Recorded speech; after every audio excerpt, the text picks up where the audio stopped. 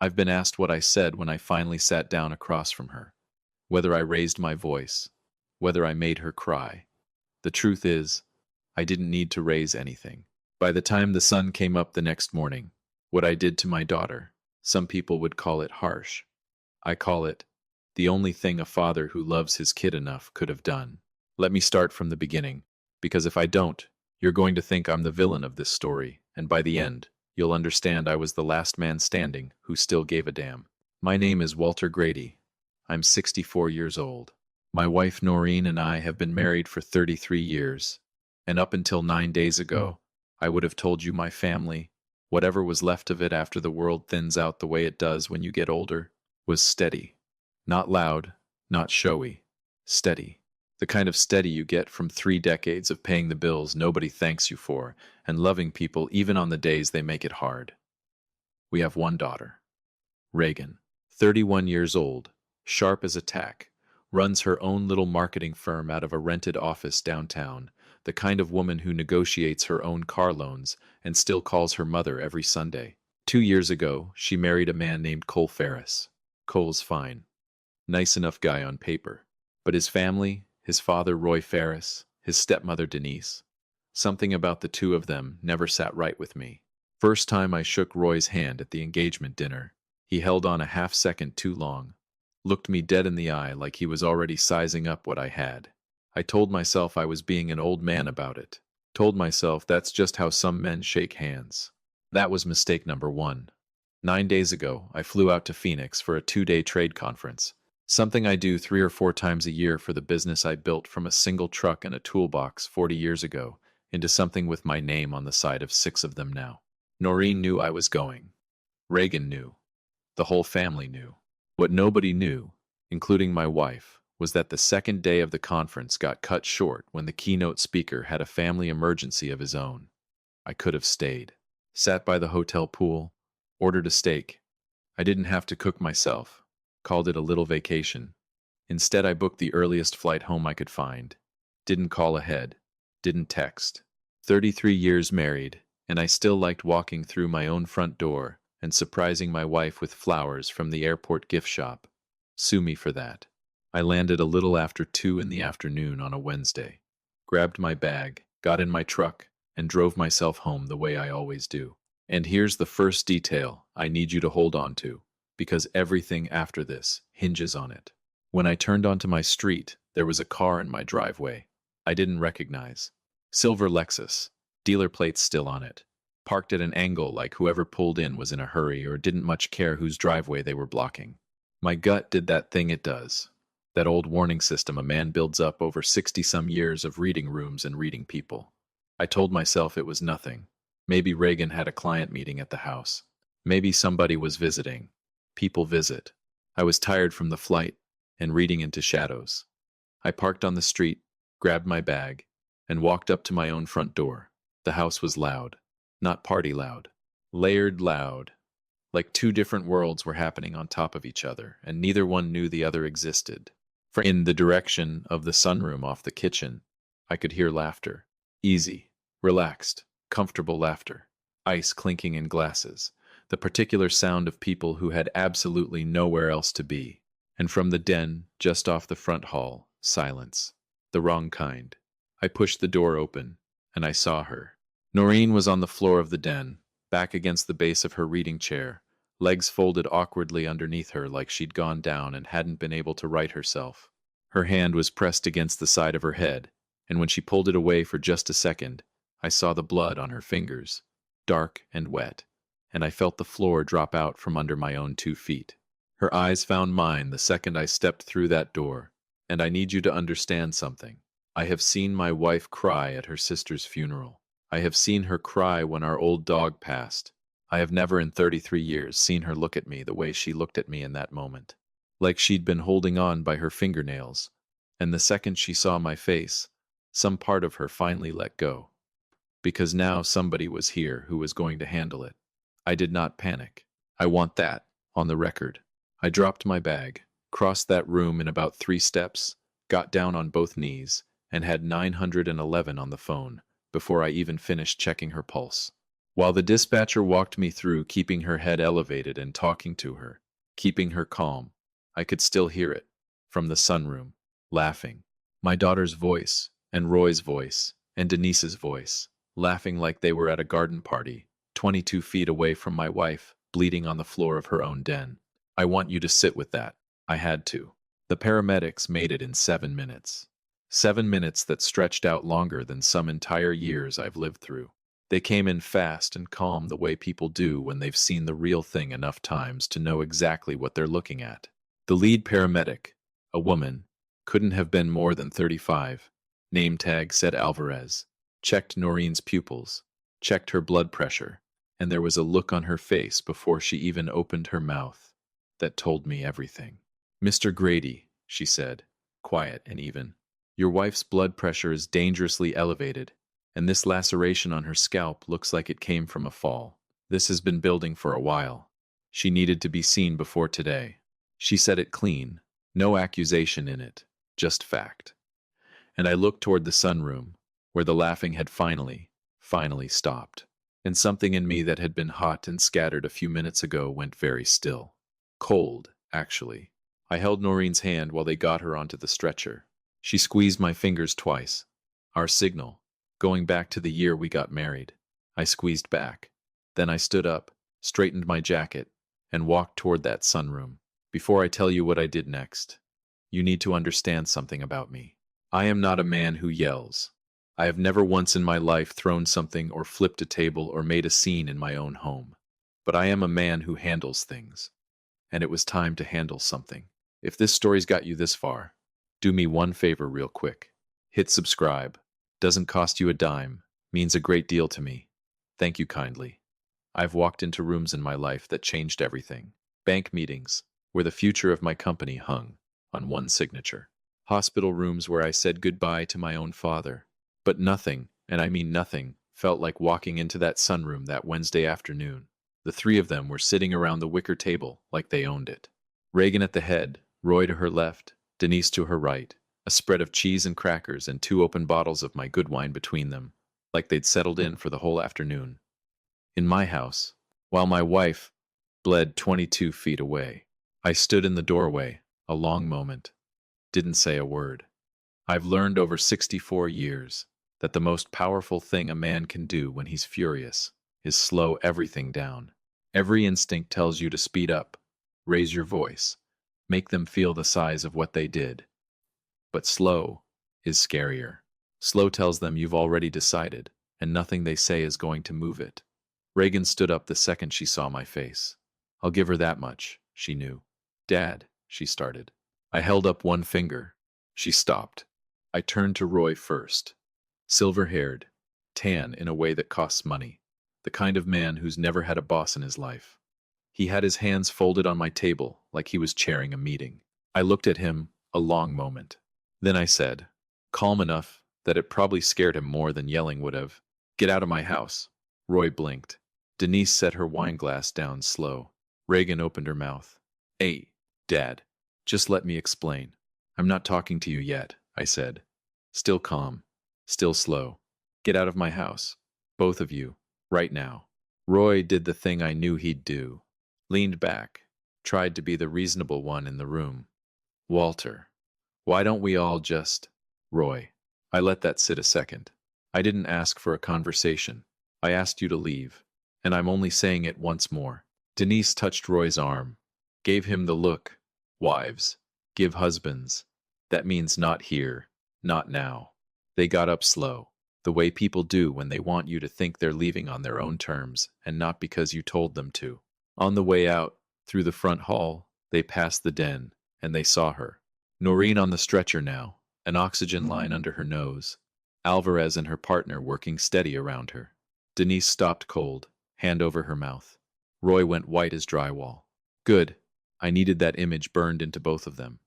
They left without another word.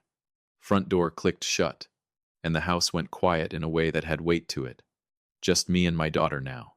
She was still standing by that wicker table, arms wrapped around herself, jaw tight, and she had her mother's eyes, always has, and right then, those eyes couldn't decide whether to be defensive or ashamed. I walked into the sunroom slow, sat down across from her, folded my hands on the table. Sit down, Reagan. She sat. Talk. And I want all of it. She let out a breath, dragged a hand down her face, and then it came out. And here's where you need to lean in, because what came out of my daughter's mouth over the next few minutes rearranged everything I thought I understood about that afternoon. Roy and Denise hadn't just stopped by for a visit. They'd been planning this for weeks, timed it deliberately for a day I'd be out of state, and they'd come with paperwork. Actual paperwork related to a piece of commercial land I've owned for 22 years, a strip of property downtown. I'd always told Reagan would come to her someday, once I was good and ready to let it go. Roy had gotten it into his head that someday meant right now, and that with enough pressure on Reagan, he could get her to sign preliminary transfer documents that would start moving control of that land while I was 600 miles away, and my wife was in the next room. I want you to sit with that, too. These people walked into my home, sat at my table, and tried to talk my own daughter into signing away something I built while I was gone, and my wife was bleeding in the next room over. I kept my face still. Inside was a different matter entirely. And your mother? I said quiet. Where does she fit into this? Reagan looked at the table. She came in about half an hour after they got here. She'd heard some of it through the wall, and she wasn't having it, Dad. You know how she gets. 33 years. I know exactly how she gets. She told Roy straight out the land wasn't mine to give away yet, let alone Cole's or anybody's to sign for. Roy talked over her. She got loud. He got loud right back. And then she went quiet, all of a sudden. Said her head was pounding, said she felt dizzy, and she went to go lie down in the den. And I thought, Reagan stopped. I was going to go check on her. I really was. But then Roy started back in on me about the paperwork, and I got pulled back into it, and I got pulled back in, and she couldn't finish that sentence. Didn't need to. I sat with all of it a long moment. Could hear Alvarez and her partner talking low in the den. Could hear the stretcher wheels rolling over my hardwood. So let me make sure I've got this right, I said, and my voice was different now, and Reagan noticed, straightened up a little in her chair. Your mother told your father-in-law, in her own home, that he was out of line. It escalated. She told you she wasn't feeling well, and you went back to that table. Reagan didn't answer. You went back to that table, I said again.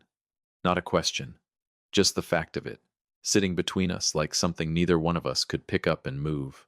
Dad, I didn't think it was serious. She's had high blood pressure for 8 years, I said. You've known that for 8 years. A paramedic who's never met your mother in her life understood the urgency of that room faster than you did. And you. I stopped myself. Because I felt it. That particular thing you feel when you've raised somebody, loved somebody, given up things for somebody, and you realize, in one long ugly moment, that somewhere along the way, something in them just didn't take.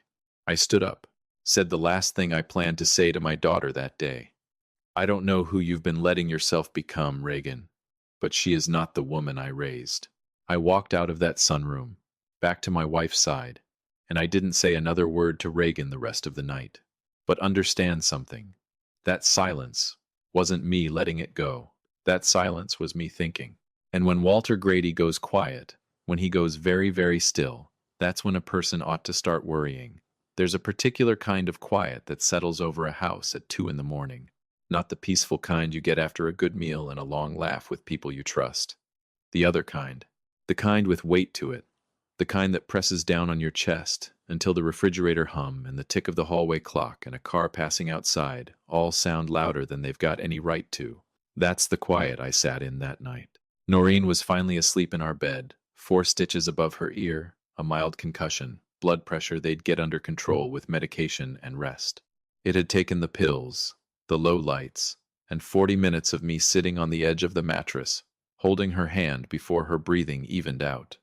And her face, that tired, beautiful face, finally went soft. I watched her sleep a long while, thought about 33 years. Thought about the woman who married me back when I had more grit than money, who worked the front desk of my shop for free the first 2 years just so we could afford the second truck, who raised our daughter with more patience than I ever had, and more grace than the girl maybe deserved right now, though it hurt something in my chest to even think it. I thought about her on that floor. And then I stopped thinking, and I started moving. I went to my study, sat down at the desk, opened the laptop, and got to work. Understand something about me before I walk you through the rest. I don't make decisions hot. I don't do things I'll have to walk back later. Every single thing I did that night, I'd already decided sitting across from Reagan at that wicker table, hands folded, face still. By the time I sat down at that desk, I wasn't angry anymore. I was decided. There's a world of difference between the two. First call, went to the bank. 2 in the morning. Yes, because when you've held an account long enough, and you're the primary on it, there's a number on the back of the card that never sleeps. I've used it twice in 33 years. This made 3. Reagan had been an authorized user on my business credit line for 9 years. 9 years of charges I never once questioned. Office supplies, client dinners, that conference in Miami, I'm fairly sure involved more beach than business, removed. The woman on the line was quick and professional, took maybe 5 minutes, asked if there was anything else. Not tonight, I said. Thank you. Next. Reagan's car, the little SUV she'd been driving 2 years now, was on a loan I'd co-signed so she could get a better rate. I couldn't erase my name off it in the middle of the night, but I got the paperwork started with the credit union to remove myself as co-signer the second the office opened, and I sent an email to my accountant instructing him to stop covering the difference I'd been quietly paying every month between what she could actually afford and what the payment really was. That gap had been coming out of my pocket for 2 years. Not anymore. The lease on her office downtown, the one for her little marketing firm, I'd co-signed that too, back when she was starting out and didn't have the credit history yet. I called her landlord, a man named Pete I'd known casually for years, right at 8 in the morning when I knew his office would be open. "Everything all right, Walter?" he asked, and I could hear the concern in it, and I appreciated that he asked. "Everything's being handled, Pete," I told him. "I need my name off that lease at the earliest point the law allows, and I'll sign whatever paperwork that takes." Every first of the month, quiet, no announcement, no conditions, I'd been sending money into Reagan's business account. Started as a little cushion when she first opened her doors. Became routine. Became something neither of us ever talked about, because we'd both just accepted it as how things worked. I logged in at 3:20 in the morning and canceled that transfer. Permanent. Not paused. Canceled. I sat back in my chair a minute after that one, because that transfer wasn't really about money. It was about a version of my daughter I'd been funding without ever saying so out loud. A comfort. A cushion. A safety net. That maybe, possibly, had let her make exactly the kind of choice a person makes when they know somebody's always going to catch them. Not anymore. Then came the calls I won't apologize for. Over the years, I'd made introductions for Reagan, put her name in front of clients who trusted mine, called in favors that took decades to build and live entirely in what other people think of you. I spent some of that currency on my daughter gladly. I spent the early hours of that morning taking a piece of it back, called men and women I'd known 20, 25 years, told them plain, no drama, that Reagan would no longer be operating with my name behind her, and that any courtesy they'd been extending because of me should be considered finished. Every one of them asked if I was all right. Every one of them respected the call and didn't push for more. That's what 40 years of keeping your word buys you. People who trust that if Walter Grady's making this call, Walter Grady's got his reasons. By 5 in the morning, the shared streaming accounts were gone, and I had a locksmith booked for 7:30 to rekey the house. I made myself coffee, stood at the kitchen window, and watched the sky go from black to gray to that pale blue that means the morning's coming, whether you're ready or not. I thought about Roy Ferris sitting in his house right now, probably not sleeping either, probably wondering what came next. He should wonder. The land he came to my house to steal, the one he planned for weeks and waited for me to leave town to go after. I'd already left a voicemail for my attorney at 6 that morning. Told him I needed the ownership documentation restructured, ironclad, airtight, done by the end of the week. Roy Ferris would never, not in this lifetime, get within arm's reach of anything I spent 40 years building. Reagan showed up at the house at 9:30. I watched her from the upstairs window, Watched her walk up to the front door with her shoulders set the way she sets them before a hard conversation. Watched her dig for her key. Watched her try it again. Watched her stand there, dead still, starting to understand. She knocked. I didn't answer. Knocked again. Nothing. Called my phone. Went straight to voicemail because I'd turned it off. She stood on that porch a long moment, staring at the door like it might change its mind, then walked next door to the Halversons, and I watched old Marjorie Halverson hand her a phone with the face of a woman who doesn't know what's wrong but can feel it's serious. My phone rang. Noreen's cousin's old landline, forwarded through Marjorie's cell. Whatever it was, I recognized the number, and I picked up. Silence on the line first, then her voice, and it was different now. The defensiveness had drained clean out of it. What was left underneath sounded raw, younger, sounded like the girl she used to be before Roy Ferris ever got his hands on who she was turning into. I let her sit in that silence a moment. Then I said, "You let your mother lay on that floor, Reagan. You knew her condition. You knew exactly what stress does to her body, and when she needed you, her own daughter, you chose to go back to that table instead." She didn't say anything. I could hear her breathing. "I love you," I said. "I will always love you. But love isn't the same thing as access. And right now, every door I've kept propped open for you is shut." Another silence. Longer this time. "For how long?" she asked. Quiet. "Until you become the kind of woman who doesn't need her father to answer that question for her." I hung up, walked back to our bedroom. Noreen was awake, propped against the pillows, morning light across her face, tired but present, herself again, my wife again. She looked at me a long moment. "Is everything all right?" she asked. Soft. I sat beside her, took both her hands in mine, really looked at her, the way you look at somebody when you almost lost them, and you need a second just to be grateful you didn't. "Everything," I told her, "is handled." She searched my face, then slow, she nodded, and laid her head down against my shoulder. Outside, our daughter sat on the Halversons' front step with a dead phone and a declined card and a key that no longer opened anything, surrounded by the echo of every comfort I'd quietly built around her for 31 years. Inside, I held my wife's hand, and for the first time since I walked through that front door, I let myself breathe. Some folks are going to hear this and say I was too hard on my own child. Maybe, but I watched a paramedic, a total stranger, treat my wife's emergency with more urgency than the daughter I raised. And I decided that night that the last real act of love I had left to give Reagan wasn't keeping the doors propped open anymore. It was finally letting her feel what it costs when they close. She'll grow from it or she won't. That part's on her now. But Noreen is alive. She's safe. She's home. And that, at the end of the day, is the only thing that ever mattered to me. If this story meant something to you, hit that like button, subscribe for more, and share it with somebody who needs to hear it. Thank you for being here with me. I'll see you next time.